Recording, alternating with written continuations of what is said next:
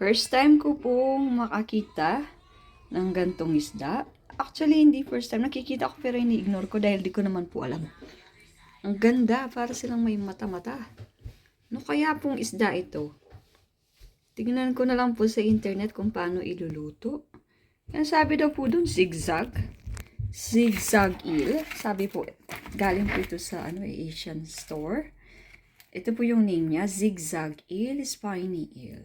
So, titignan ko na sa YouTube kung paano lutuin. Asa ba yung ulo dito? Ang pambihirang patis. Hindi ko alam kung nasaan yung ulo. Pareho silang patulis. Ay, ayun. Nakita ko, liit-liit ng mata. Mas maliit pa. Ang liit ng mata. Compare mo sa mga niya dito. Design niya sa buntutin. Tigas. Naka-frozen. Thank you. Titikman ko na rin to sa wakas. Lumalangoy na po sila. Hihiw. Hihiw talaga. Ay! Ang cute. Bakit wala siyang drawing doon? Ganito pala siya. Ang cute naman. Nakakasilaw naman yung tubig. Eh, mayroon siyang, balbas.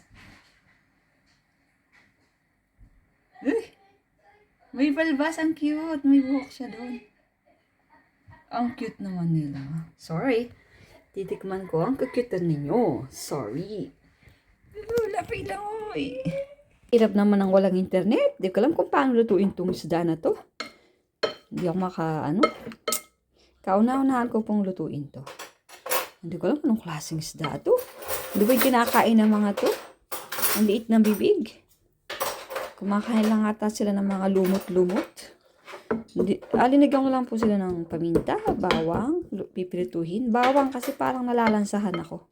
Nakabawas ng lansa siguro ng paminta. Tapos lalagyan ko ng konting harina at pipirituhin ko na.